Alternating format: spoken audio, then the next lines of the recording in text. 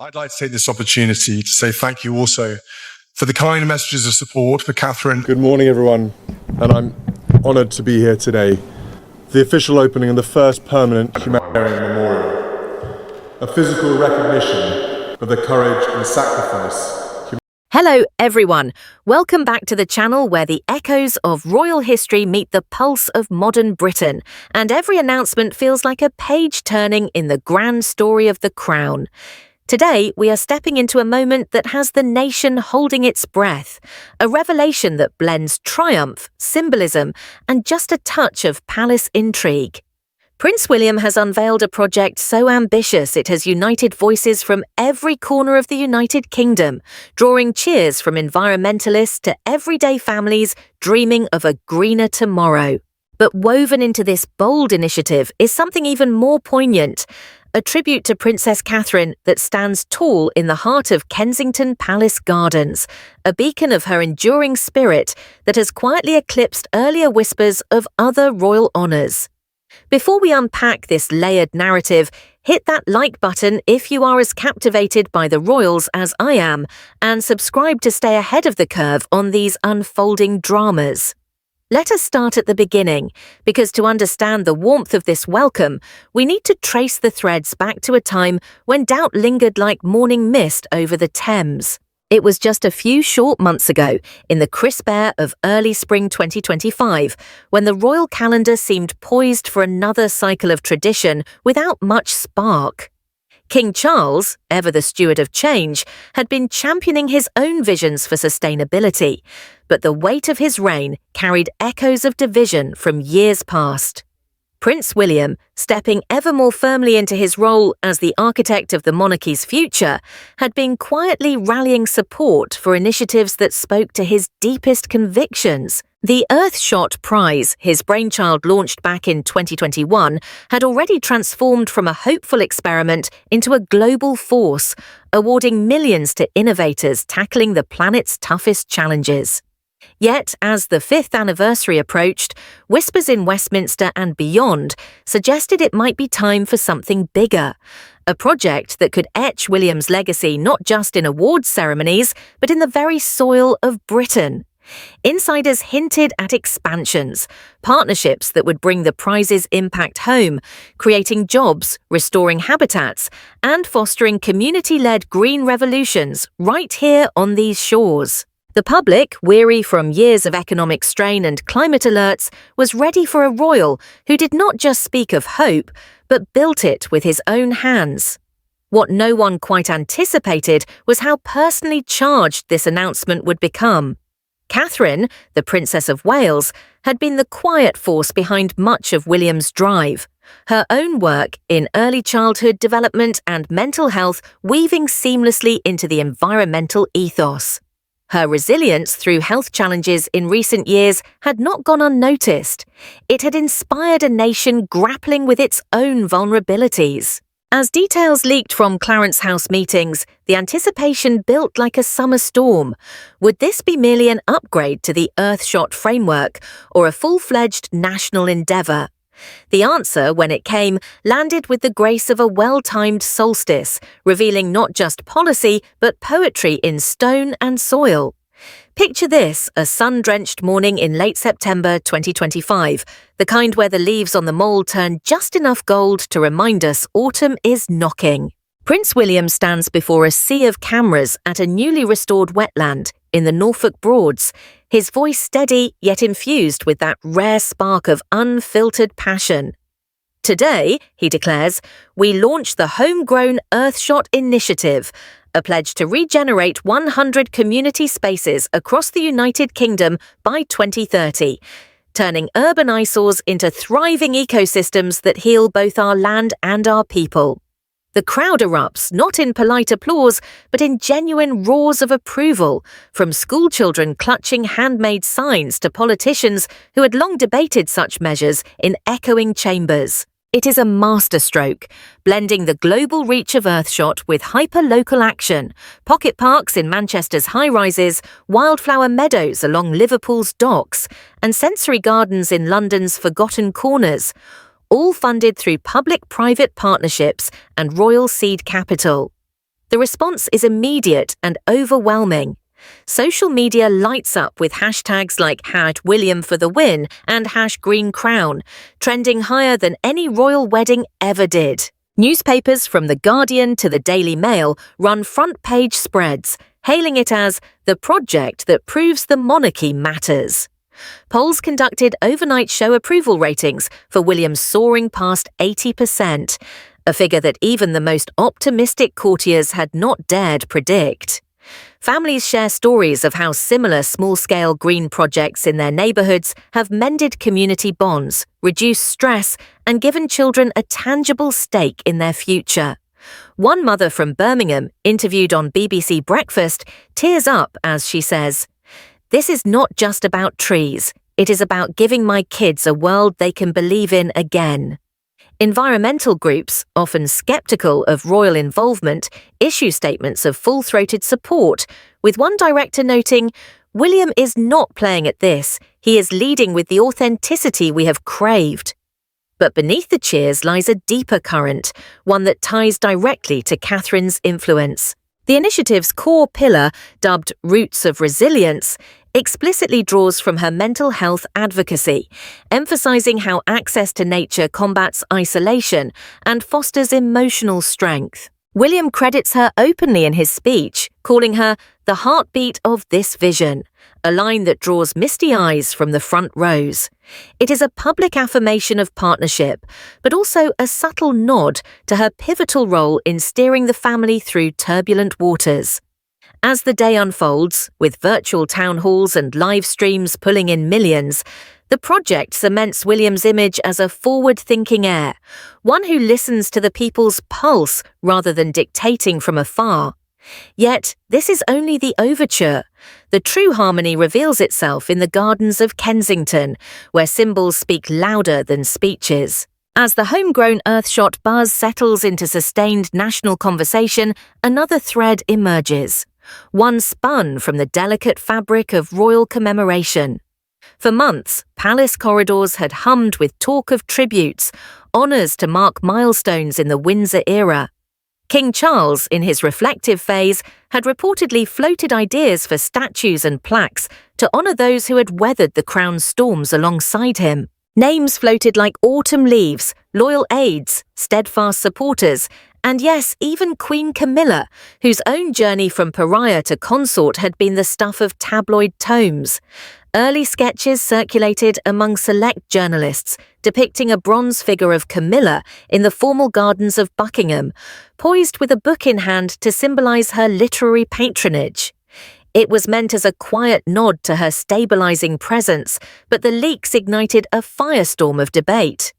Was this the right emblem for a monarchy seeking relevance? Social media dissected it ruthlessly, with polls showing slim majorities in favour, but vocal minorities decrying it as tone-deaf amid ongoing conversations about accountability and past scandals. Enter the counterpoint, subtle at first, then impossible to ignore.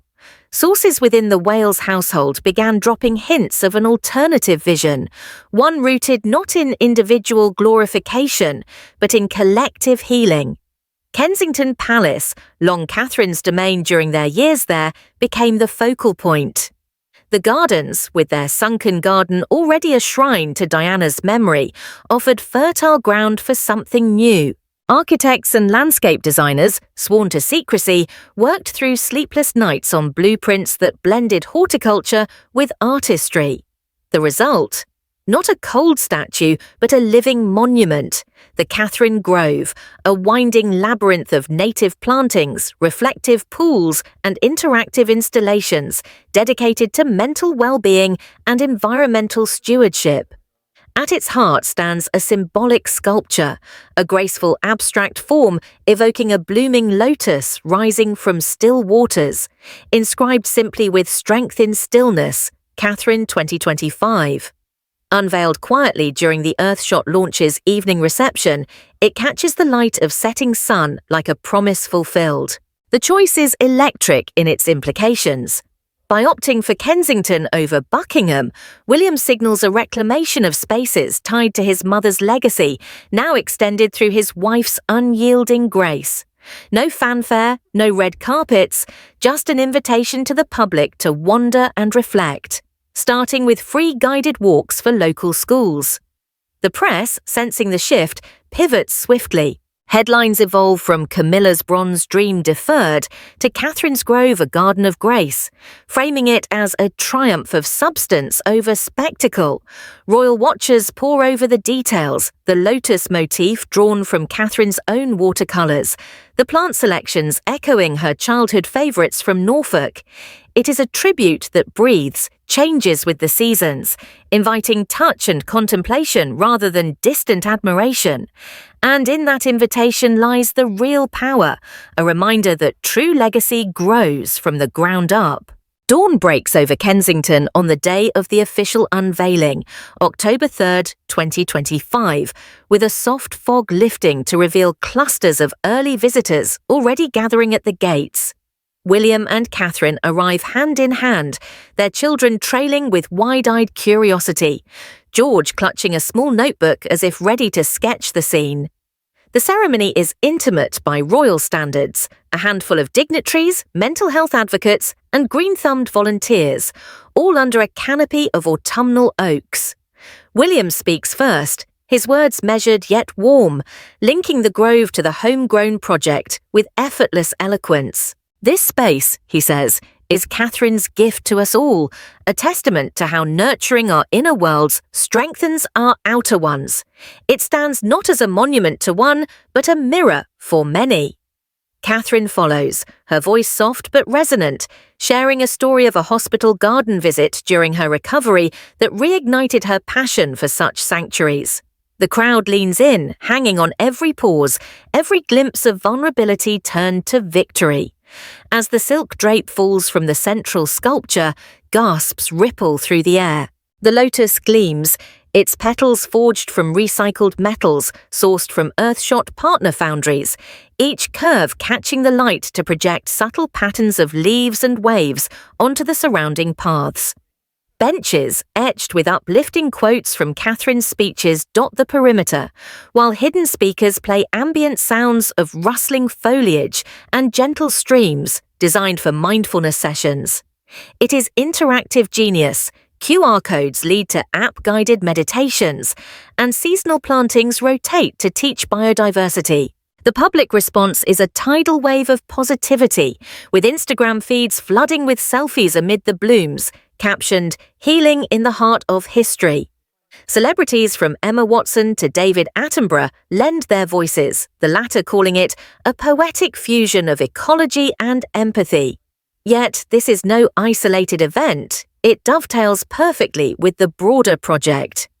Volunteers from the Homegrown Initiative plant the first saplings that morning, symbolising how Catherine's personal touch infuses William's grand design. Newspapers like The Times dedicate spreads to architectural breakdowns, praising the Grove's sustainability, solar-powered features, rainwater harvesting, and biodiversity hotspots that attract pollinators year-round. It scores high on every metric, from aesthetic appeal to social impact, with early surveys showing visitors reporting reduced stress levels after just 20 minutes. For the Wales family, it is a full-circle moment, reclaiming Kensington not as a former home, but as a forward-facing legacy site. As the family departs, little Louis pauses to press a leaf into his palm, a child's gesture that encapsulates the Grove's magic, simple, profound, enduring. With the Grove's petals still fresh in the public imagination, attention turns inward to the subtle dances of power that define royal life.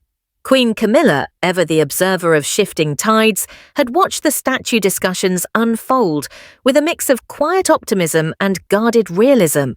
Her own contributions to literacy and domestic violence causes had earned her a cadre of admirers, and the proposed Buckingham tribute was seen by some as a long overdue affirmation. Yet, as William's project gained momentum, those bronze plans gathered dust in drawing rooms, overshadowed by the organic allure of the Catherine Grove. Insiders whisper of late-night calls between Clarence House and Kensington, where Camilla's team gently probes for inclusion in the green wave, only to find the Wales circle focused laser-like on family-led narratives.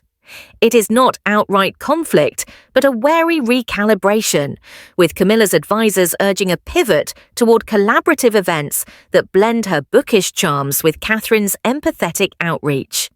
Catherine's position, once navigated through storms of scrutiny, now feels unassailable. Her return to duties post-treatment has been a masterclass in poised determination, each appearance layering on the aura of quiet command. The Grove cements this, transforming her from consort to cultural cornerstone.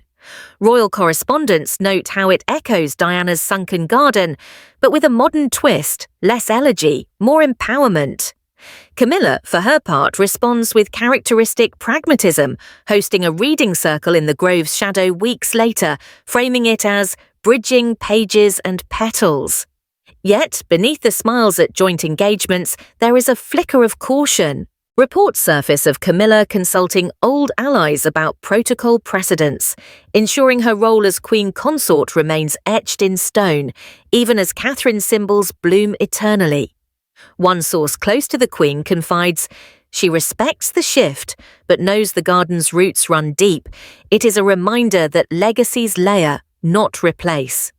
This dynamic plays out in micro moments, a shared glance at state banquets that lingers a beat too long, or Camilla's choice of jewellery that nods to tradition while Catherine opts for heirlooms tied to the late Queen. It is the monarchy's eternal ballet, where every step affirms alliances and acknowledges boundaries. William, ever the diplomat, bridges the gap by inviting Camilla to co-chair a homegrown literacy strand, linking her passions to the project's community cause. The Queen accepts graciously, but her inner circle buzzes with analysis. Is this inclusion or concession? For Catherine, it is validation without fanfare, her Grove standing as a silent sentinel of influence. The public, sensing these undercurrents, devours the nuance, with forums alive with debates on who wears the green crown. In this intricate web, Catherine emerges not as a rival, but as the gravitational centre, her wary counterpart navigating the orbit with seasoned grace. Delve deeper, and the Grove reveals its emotional architecture, a design born from Catherine's own chapters of quiet fortitude. Insiders recount how, during the planning phases, she sketched ideas late into evenings at Adelaide Cottage, her pencil tracing forms that mirrored her journey, roots delving into shadowed earth, stems reaching for light. "It had to feel like a hug," one collaborator shares, "not a pedestal." The result is profoundly personal, with hidden elements like a dedication plaque quoting her words from a 2023 speech. "In the stillness of growth, we find our strength." Visitors from therapy groups to solo wanderers report transformative encounters, the space engineered to evoke calm through curved paths that slow footsteps and water features that drown out inner noise. Early data from Palace trackers show repeat visits tripling, with journals left at benches filling with gratitude. "This is where I remembered to breathe." For the family, it is catharsis incarnate. William has spoken privately of how the project mirrored their shared trials, from grief's long shadow to health's unforeseen detours. Catherine's input ensured the resilience theme resonated universally, drawing from her Shaping Us campaign to embed child-focused nooks with story circles and nature play zones.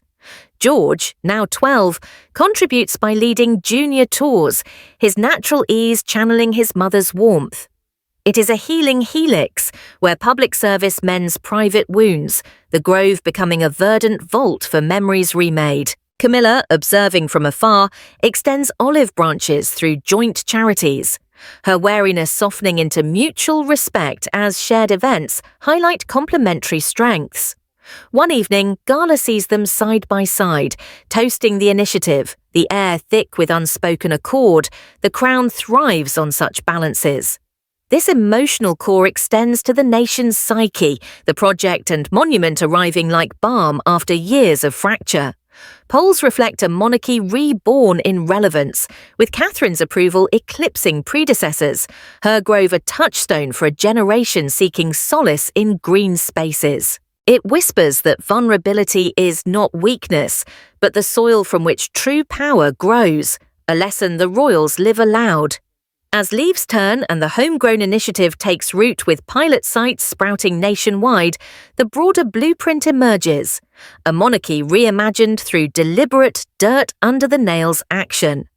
William's announcement was no isolated flourish. It is the keystone in an arch of evolution, where environmental imperatives meet emotional intelligence. The Catherine Grove serves as its emblem, a refusal of dusty pomp in favour of living legacy, signalling to future generations that duty need not demand detachment. Critics who once decried royal excess now applaud the fiscal restraint.